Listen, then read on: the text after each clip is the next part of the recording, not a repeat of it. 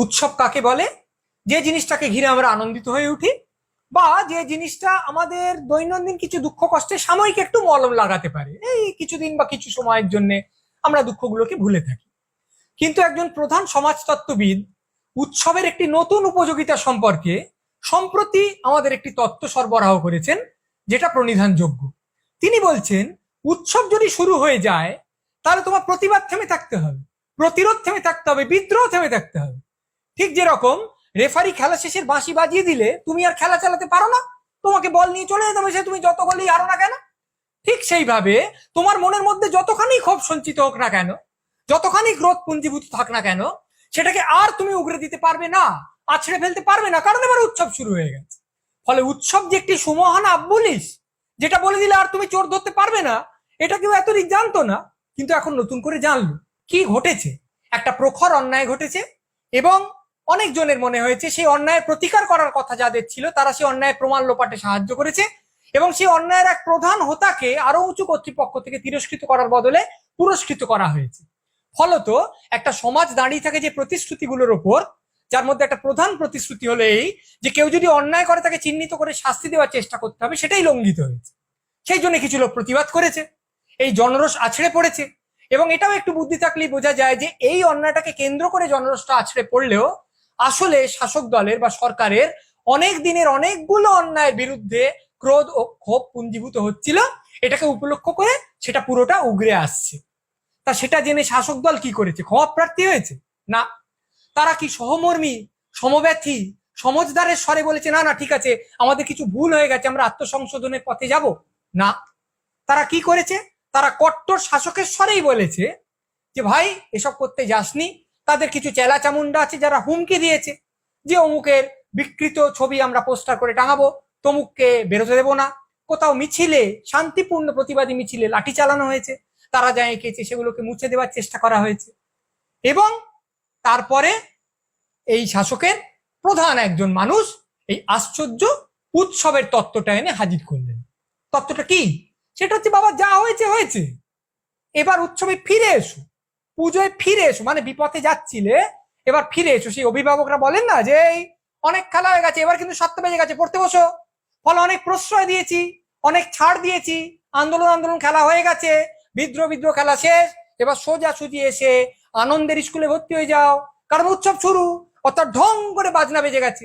এতদিন উৎসবকে একটা সাময়িক নিরাময়ের কাণ্ড হিসেবে অনেকজন লোক অভিহিত করেছেন, কিন্তু কেউ উৎসবকে বলেননি যে এটি একটি সুদৃঢ় জবনিকা। এইটা যখন এসে পড়ে গেছে, তখন এর আগে কি হয়েছে সেটা মুছে গেল। উৎসব একটা বিরাট ইরেজার, যা দিয়ে উৎসবের আগে যা হয়েছে প্রাক উৎসব সমস্ত অন্যায় মুছে গেল। এইবার শুরু হচ্ছে একটা আশ্চর্য মজার সময়।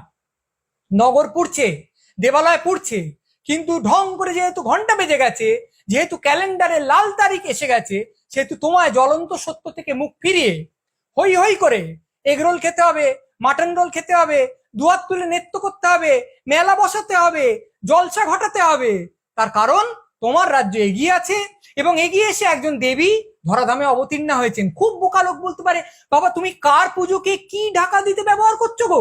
যে পুজোয় দেখানো হয় একজন নারী অশুভের বিনাশ করছেন, যে পুজোয় নারী শক্তির উদ্বোধন হয়, নারী শক্তির উদযাপন হয়, নারী শক্তিকে পুজো করা হয়, সেই পুজোটা ব্যবহার করে তুমি ঢাকা দিচ্ছ এমন একটা আন্দোলনকে যা নারী নির্যাতনের বিরুদ্ধে, যা নারীর সার্বিক সম্মান বৃদ্ধির পক্ষে।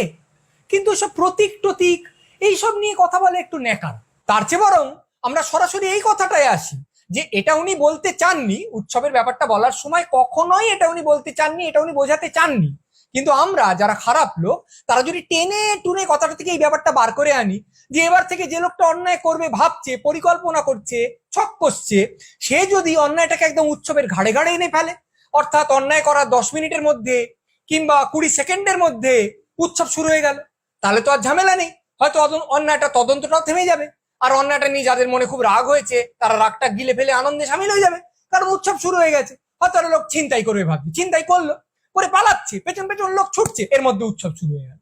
এবার ধরা হলো, পুলিশে দেওয়া হলো, আরে কি মুশকিল, হতো উৎসবের আগে করে ফেলেছে, এখন তো উৎসব শুরু হয়ে গেছে, এখন আপনি চিন্তাটা নিয়ে ভাবছেন কেন? জানেন না, আপনি আপনার মতো আনন্দ করুন, ওর মতো আনন্দ করুন, বলে পুরো ব্যাপারটা মকুব হয়ে গেল, আর কোনো চিন্তা রইল না। আমি মেরেছি, ক্যাচ উঠে গেছে, বলটা উপর থেকে পড়ছে, ফিল্ডার দাঁড়িয়ে আছে, ধরবে, বলটা শূন্য, এই সময় উৎসব শুরু হয়ে গেল, তাহলে ক্যাচ ধরলেও আমি আর আউট হবো না। এ তো ভারী মজার ব্যাপার। তাহলে ঠিক ঠিক পরিকল্পনা করতে পারলে, একদম উৎসব অনুযায়ী জিনিসটাকে টাইটায় এনে ফেলতে পারলে, যে লোকটা অপরাধ করছে সে লোকটা গায়ে ফুঁ দিয়ে শীষ দিতে দিতে বেরিয়ে যেতে পারবে, তার গায়ে আঁচড়টিও লাগবে না। আমাদের সবসময় মনে রাখতে হবে, আমাদের এক মহাকবি কি অসামান্য সমস্ত পংক্তি লিখে গেছেন, সেগুলো আমাদের মনে রেখে মাঝে মাঝে আবৃত্তি করতে হবে। সেগুলো কি? অন্যায় যে করে আর অন্যায় যে সহে, উৎসব তাদের ঘিরে নদী সম বহে। অন্যায় প্লাস্টিকে মুড়ে উৎসবের স্রোতে ফেলে দাও, ভেসে যাবে নানান হুজ্জতে। কি স্লোগানে ফেঁপে ওঠে রাজ্যের ভাবমূর্তি, অশেষ অন্যায় হোক, সঙ্গে হোক ফুর্তি।